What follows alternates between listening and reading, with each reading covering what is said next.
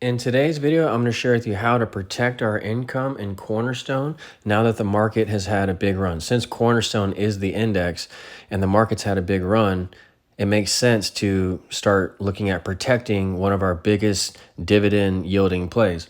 So we earn over 100,000 per year in dividends at this channel, and our performance and value shows that we're beating all the indexes. We're up 40% for the year, 40%. The Dow's up 4, the SP's up 17, and the Nasdaq's up 35%. So we're beating all the indexes using Cornerstone, and Cornerstone is beating the market as well. Cornerstone, as you can see here, it's a 5-star fund, and look, it beat the market over the last 10 years. But look at what it's doing in my account.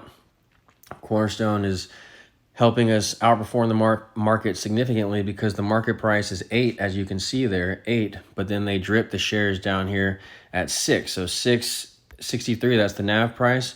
That's a 21% gain. 652, 23% gain. 642, 25% gains. How about this 28% gain here, 627?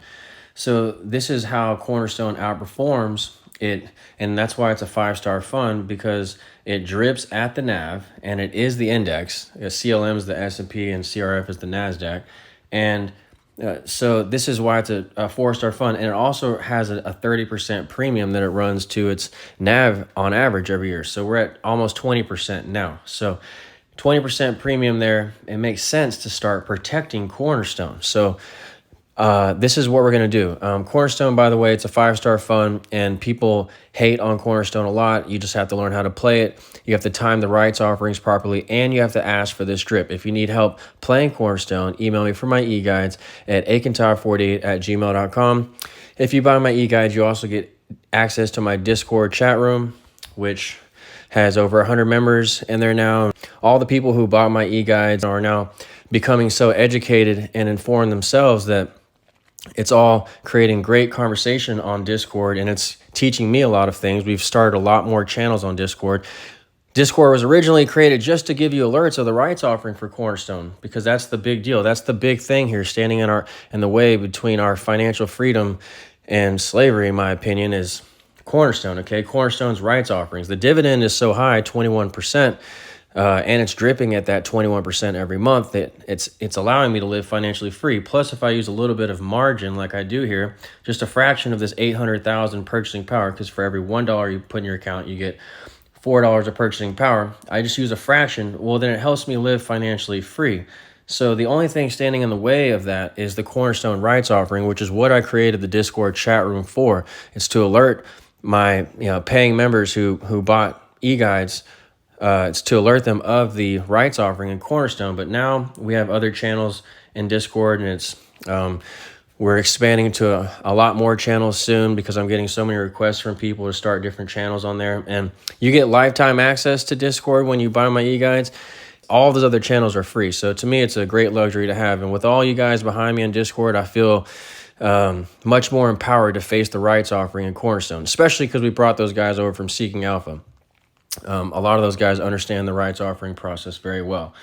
So Cornerstone, I get this question a lot. And if you need help understanding margin, by the way, and how I use margin to live financially free, email me for my e-guides there at akintar48@gmail.com.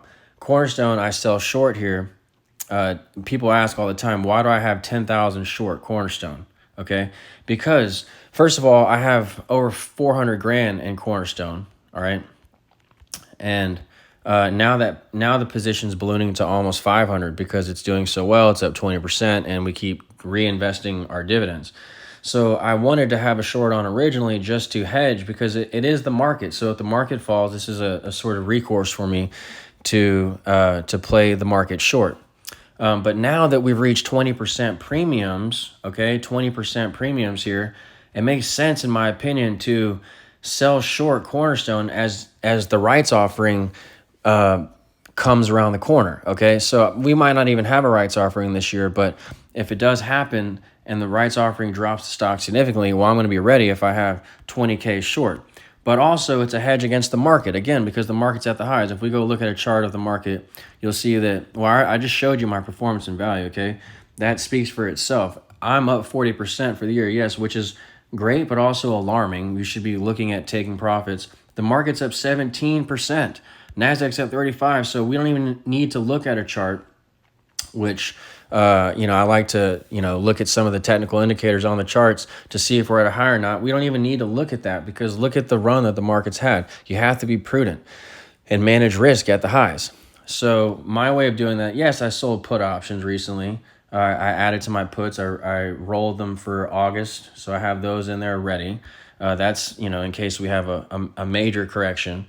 That's like disaster insurance. But I'm just selling short through Cornerstone here, because because it is the market. And here's another caveat to this strategy. Okay, I sold the short after the X date, so I don't have to pay the dividend in Cornerstone. Okay, but right now the dividend is 17%. So even if I do hold for the end of the month and I end up paying the dividend, because if you short Cornerstone, you have to pay out that dividend. Well, it's still an arbitrage opportunity, because I'm dripping at 21%, but paying back the dividend of 17%. So I'm still making a net credit there of 4% as I short and box the positions. Another cool thing about this feature is that it lowers maintenance. Okay, so to live financially free out of your brokerage account, okay, you have to have high equity when you're running margin, especially. Okay, even if you're not running margin, you want to have high equity, because this is how I charge and swipe my E-Trade credit card and go wherever I want in the world, travel the world, buy cars, house, food, clothes. You can do whatever you want with an E-Trade checking card. And I have to keep this number high, though, because if the market falls 10 or 20%, I'll be on a margin call. Or even if you're not in margin, once again, if the market falls, you won't have anything to withdraw from and live financially free on. So I have to keep this number high. Well, when I sell Cornerstone short, you guys, are you ready for this? This is a huge lesson for the day. Are you ready? When I sell Cornerstone short, it boxes the position, boxed 5%. So my maintenance went from 30 to 5. Okay, that raised my equity in the process. So every time I sell short Cornerstone, my equity actually goes up, because I'm managing my risk and pairing the long against the short. So that, again, boxing is what I'm doing here. Box 5%, as you can see there, for CLM and CRF. That raised my equity. So this number has actually gone up because I boxed those positions in Cornerstone. So that's another cool feature. So if you do this after the X date, sell short after the X date like I did, and then hopefully close it out before the next X date. That way you don't have to pay the dividend. You can sell short, protect your position in Cornerstone without actually having to pay that dividend on the short end. But if you do hold the dividend, like I said, you can arbitrage it, because you're dripping at 21 every month, 21%. Everyone knows who buys Cornerstone that these dividends keep coming in at 21%, even though the market price is 17%. So you're dripping at 21 and you're selling short at 17. And next month, if the market goes higher and Cornerstone moves higher and the premium is 25% now or 30%, well, then the dividend will be even less, and I'll arbitrage even better at a 15% dividend, let's say. I'll sell short there.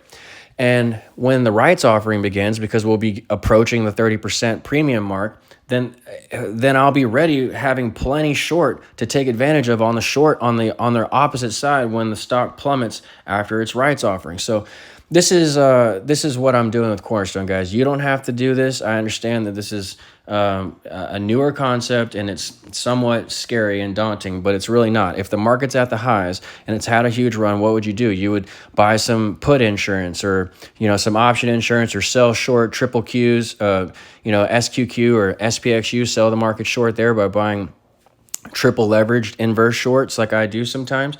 But why not just sell short Cornerstone? Okay, sell short Cornerstone. You box your positions at 5%, so you raise your equity to do it, and you're making way for the rights offering, which gets triggered around the 20% mark, okay, the 30% mark in premiums.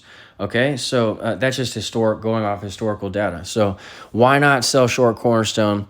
All right, so that's my strategy for today on how to protect Cornerstone. Okay, that's what I'm going to go ahead and do, and I'm not even going to time it around the X dates, because I'm still making a profit on that arbitrage spread from 21% to 17%. But if the market had a little dip next week or before the next X date, I would use that opportunity to sell out of that short, to dump the short here, and then I would make a profit and still outperform the market.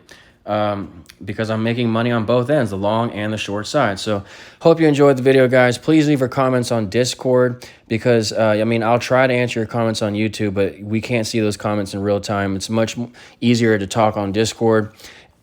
Also, you know, this will prepare us for the rights offering, I believe, if I'm shorting and you start building a little short position. Only what I'm dripping, by the way, guys. I'm only shorting what my drips are, so that I'm locking in my income at, you know, whatever it was, 135,000. It looks like I'm making lower income now, but I'm not. It's just because I shorted Cornerstone, so I have to pay that dividend.